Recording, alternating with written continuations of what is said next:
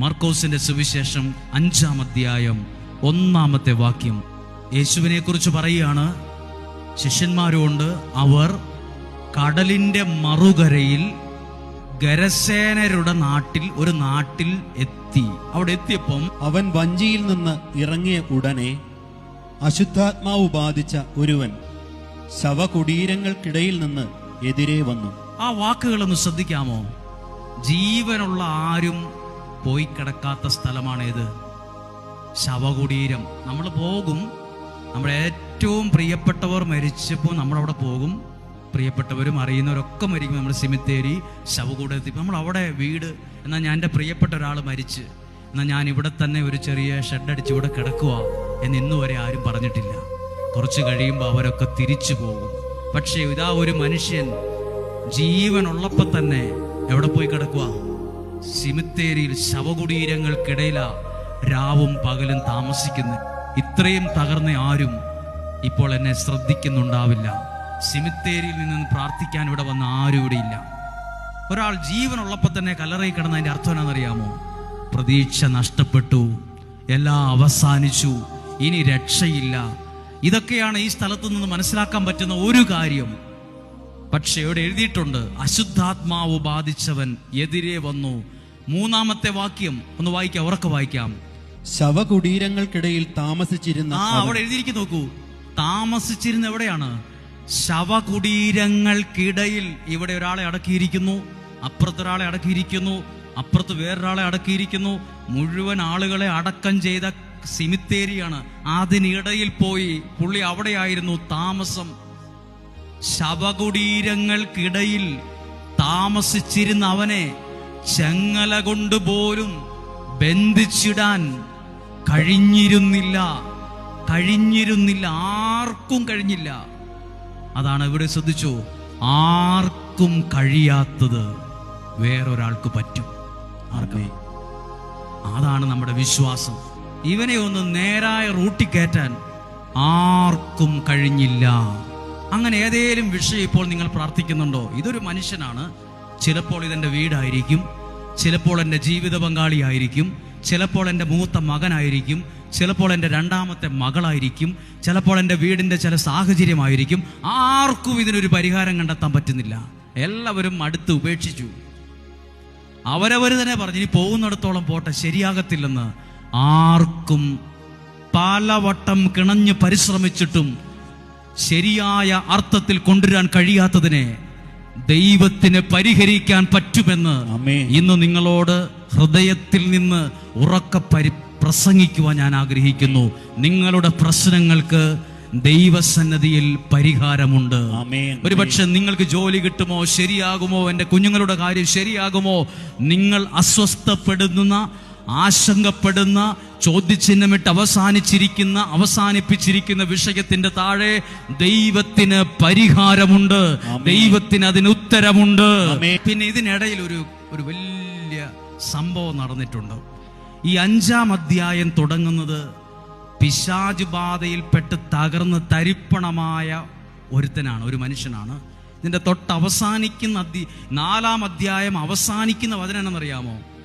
യേശു സായാഹ്നമായപ്പോൾ അവരോട് പറഞ്ഞു, നമുക്ക് അക്കരയ്ക്ക് പോകാം. അപ്പൊ ഇവന്റെ അടുത്തേക്ക് യേശു വരാൻ തീരുമാനിച്ചപ്പോൾ നല്ല ഒരു അന്തരീക്ഷമല്ല ഉണ്ടായത്. ആണോ അല്ലയോ? ബൈബിൾ പറയുന്നു, തിരമാലയുണ്ടായി, കൊടുങ്കാറ്റുണ്ടായി, ശിഷ്യന്മാർ വെല്ലുവിളിച്ചു, അങ്ങോട്ട് പോകാൻ പറ്റാത്ത സാഹചര്യമുണ്ടായി. ആർക്ക്? യേശുവിന് ഈ വ്യക്തിയുടെ അടുത്തേക്ക് വരാൻ പല തടസ്സങ്ങളും ഉണ്ടായി. എനിക്കൊരു കാര്യം നിങ്ങളോട് പറയാനുണ്ട്. നിങ്ങൾക്ക് പ്രാർത്ഥനയിലേക്ക് വരാനും, ഒരു വിടുതലിലേക്ക് പ്രവേശിക്കാനും, ഒരു അനുഗ്രഹത്തിലേക്ക് പ്രവേശിക്കാനും പല തടസ്സങ്ങളും ഉണ്ടെങ്കിലും നിന്നെ ലക്ഷ്യമാക്കി ഒരു ദൈവം നിന്റെ നേർക്ക് നടന്നു വരുന്നുണ്ട്. ആമേൻ. ഇതിങ്ങനെ ഒരു സംഭവം നമുക്കിതിനകത്തൊരു സീൻ കാണാൻ പറ്റും. ഈ സിമിത്തേരി കിടക്കുന്നവൻ കണ്ടത് ശവകുടീരവും ഇവിടെ കിടക്കുന്ന പൂക്കളും ഇവിടെ കത്തിച്ചിരിക്കുന്ന തിരിയൊക്കെ കണ്ടിട്ടുള്ളൂ. പക്ഷെ ഇവൻ പോലും കാണാത്തൊരു കാര്യം, അപ്പുറ ദേശത്ത് നിന്ന് കടല് കടന്നൊരു യേശു ഇവന്റെ രക്ഷയ്ക്ക് ഇവന്റെ അടുത്തേക്ക് വരുന്നു. ആമേൻ. ഇത് വിശ്വാസത്തിൽ നിങ്ങളൊന്ന് കണ്ടേ. നിങ്ങൾ പ്രാർത്ഥിക്കുന്ന വിഷയത്തിന് പരിഹാരവുമായി, നിങ്ങൾ പ്രാർത്ഥിക്കുന്ന പ്രാർത്ഥനയ്ക്ക് മറുപടിയായി, നിങ്ങളുടെ കുടുംബത്തിന്റെ രക്ഷയ്ക്കായി, നിങ്ങളുടെ തടസ്സങ്ങൾ മാറ്റുന്നതിനായി ആരും മുന്നിട്ടിറങ്ങിയില്ലെങ്കിലും ഒരു ദൈവം നിന്റെ രക്ഷയ്ക്ക്, നിന്റെ വിടുതലിന്, നിന്റെ നന്മയ്ക്ക് നിന്നെ ലക്ഷ്യമാക്കി മുന്നിട്ടിറങ്ങിയിട്ടുണ്ട്. ഒരു ദൈവം നിന്നെ രക്ഷിക്കാൻ ഇറങ്ങി പുറപ്പെട്ടിരിക്കുന്നു. ആ ദൈവത്തിന്റെ പേരാണ് യേശു ക്രിസ്തു. ഇനി ആ വാക്യം ഒന്ന് ശ്രദ്ധയോടെ ഒന്ന് കേട്ടെ. അവനെ കണ്ട് ഓടി വന്ന് അവനെ പ്രണമിച്ചു. അവനെ എന്ത് ചെയ്തു? പ്രണമിച്ചു എന്ന് പറഞ്ഞ എന്താ അർത്ഥം? ഇങ്ങനെ തല, അപ്പോഴും ഈ പ്രണമിക്കുമ്പോഴും ആരുണ്ട് ഇവന്റെ അകത്ത്? പിശാചുണ്ട്. പിശാചുള്ള ഒരാൾ യേശുവിന്റെ മുമ്പിൽ പ്രണമിക്കുമോ? ഇവിടെ എന്നെ കേട്ടെ, വിശുദ്ധ ഗ്രന്ഥത്തിൽ തൊട്ടു പുറകിലത്തെ ചില താളുകൾ എഴുതിയിട്ടുണ്ട്. പിശാച് യേശുവിനോട് പറഞ്ഞു, നീ എന്നെ കുമ്പിട്ട് നിൽക്കുവാണെങ്കിൽ ഈ കാണുന്നതെല്ലാം നിനക്ക് ഞാൻ തരും. അങ്ങനെ പിശാച് ആരോടാ പറഞ്ഞേ? യേശുവിനോട് പറഞ്ഞു. ഇന്ന് ആരാ കുമ്പിട്ട് നിൽക്കുന്നത്? പിശാച്. അപ്പോ കുഴിയിൽ ചാടിക്കാൻ കൊണ്ടുപോയ പിശാച് ഇപ്പോൾ നിൽക്കുന്നത് കുമ്പിട്ടാണ് നിൽക്കുന്നത്. ഇത് നമ്മുടെ ജീവിതത്തിൽ ഒരു യാഥാർത്ഥ്യമാണ് കേട്ടോ. പറയാം, നമ്മളെ കുഴി ചാടിക്കണമെന്ന ദുരുദ്ദേശത്തോടെയും നമ്മളെ തകർത്തു കളയണമെന്ന ദുരുദ്ദേശത്തോടെയും കൂടിയവർ നാളെ ഒരു സമയത്ത് നമ്മുടെ മുമ്പിൽ തലകുനിക്കേണ്ടി നിൽക്കേണ്ടി വരും. ഹല്ലേലൂയ. ആരായിരുന്നു ഈ പിശാച്? ദേവാലയത്തിന്റെ മുകളിൽ കയറ്റി നിർത്തി താഴോട്ട് ചാടിക്കോ, ദേവദൂതന്മാർ നിന്നെ കൈകളിൽ വഹിച്ചുകൊള്ളുന്നു പറഞ്ഞ് തന്ത്രപരമായി കുഴി ചാടിക്കാൻ കൊണ്ടുപോയ പിശാച്. അല്ലെങ്കിൽ നീ എന്നെ ഒന്ന് കുമ്പിട്ട് ആരാധിച്ചാൽ ഈ കാണുന്നത് മുഴുവനും നിനക്ക് ഞാൻ തന്നേക്കാം, നീ കുമ്പിട്ട് അങ്ങ് നിന്നാ മതി എന്ന് പറഞ്ഞ പിശാച് ഇപ്പോൾ നിൽക്കുന്നത് യേശുവിന്റെ മുമ്പിൽ തലകുനിച്ചു നിൽക്കുന്നു. ഇതെല്ലാവരുടെ ജീവിതം ഒന്ന് ഓർത്തു നോക്കിയാൽ, നമ്മൾ ദൈവത്തിലാ നിൽക്കുന്നെങ്കിൽ നമ്മളെ ഇങ്ങനെ ചതിയിൽ വീഴ്ത്താൻ കൂടിയവരുണ്ട്. നമ്മളെ ഒന്ന് തകർന്നു കാണാൻ ഒപ്പം കൂടിയവരുണ്ട്.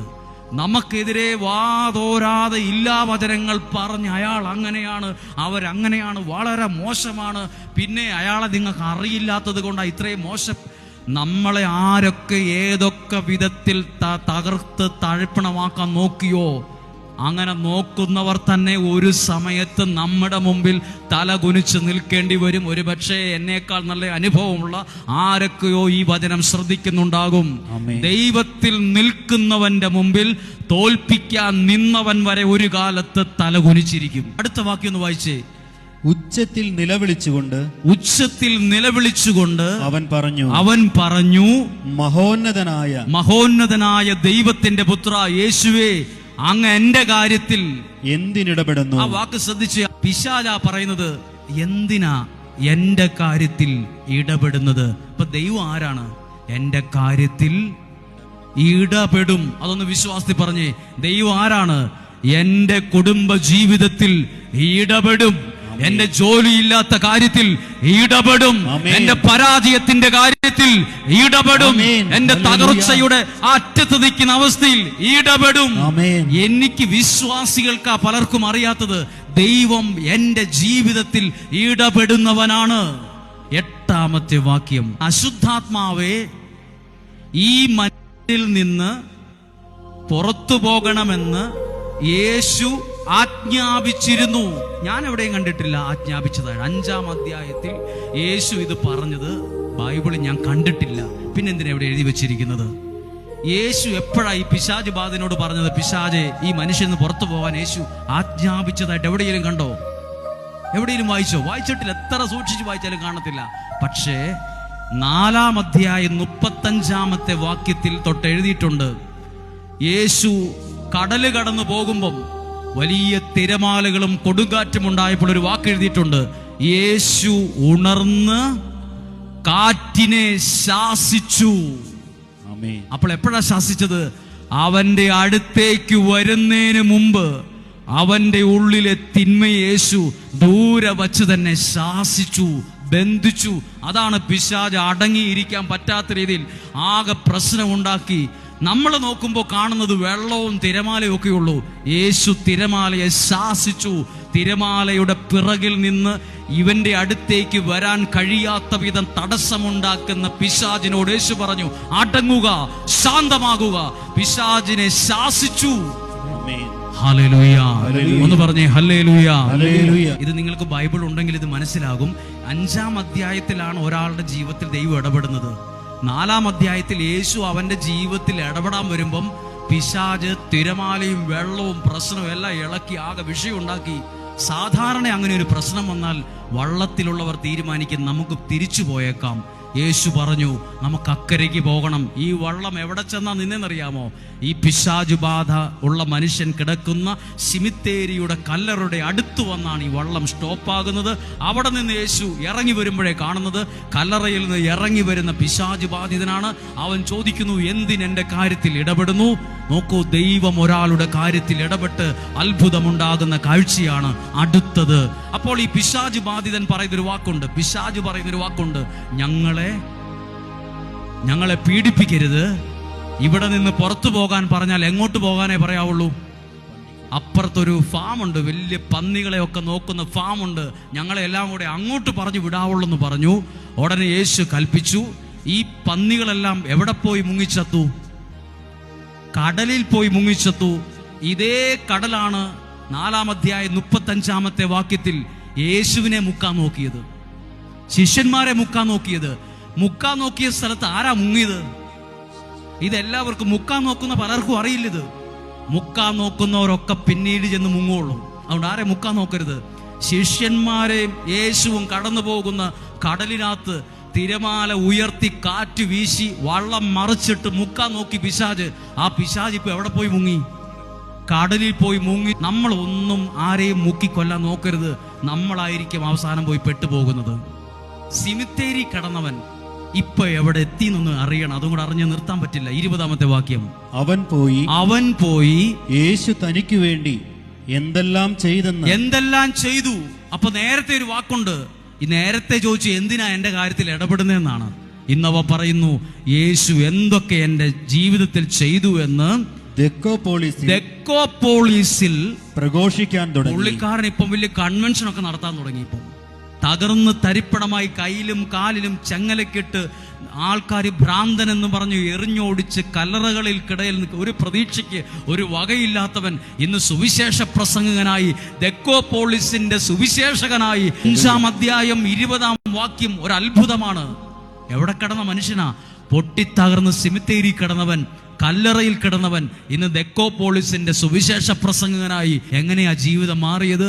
എങ്ങോടെയാ ജീവിതം മാറിയത്? എവിടെയാ ജീവിതം മാറിയെന്ന് ശരിക്കും ഒന്ന് മനസ്സിരുത്തി പരിശോധിച്ച്.